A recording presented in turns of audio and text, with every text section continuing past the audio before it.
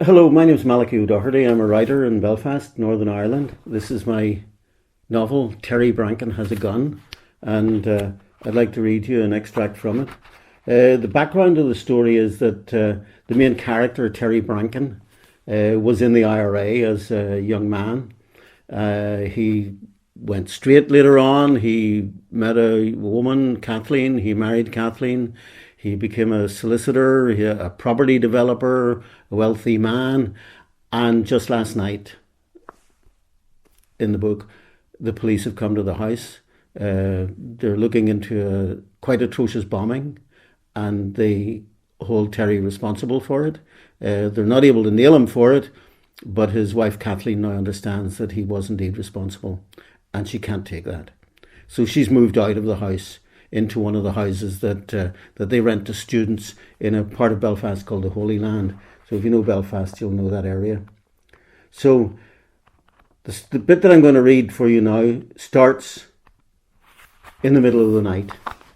Kathleen has got the house organised and cleaned up. The students have been partying outside. That's been doing her head in, but she's gone to bed. She's tired. She's asleep in her bed. And at first, dreamily, Kathleen persuaded herself that the alarming sound of breaking glass had come from the party below her, and that she could go back to sleep. But then she registered that there was now only silence outside, and that the damage was closer, in fact, inside the room.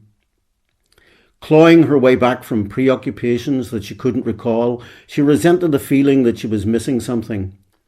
But the smell of petrol was not from some revved-up car. It was a vapour close enough to be irksome, like filth in her nose and gullet.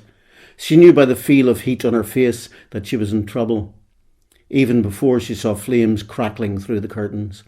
She had to wake herself up and get out of there, and she was naked. She whipped the duvet from the bed and tried to fold herself into it, but tripped over.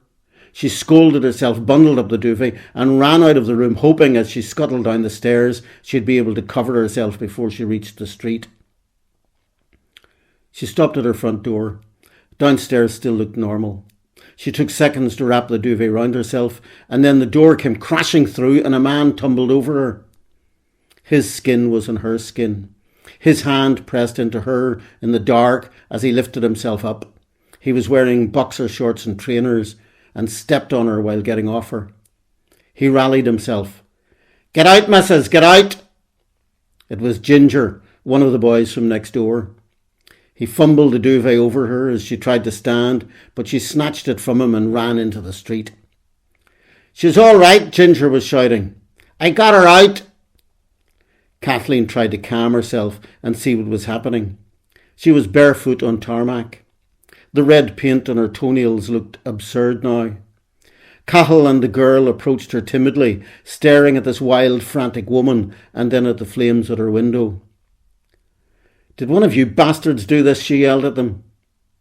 The girl called the emergency services on her mobile, and Cathal and Ginger ran into the house to beat out the flames, so the fire was dead before the first tender arrived. "You'll want a clean pair of knickers, won't you, missus?" said the girl caustically. So if you want to know what happens next, there's the book. It's called Terry Brankin Has a Gun.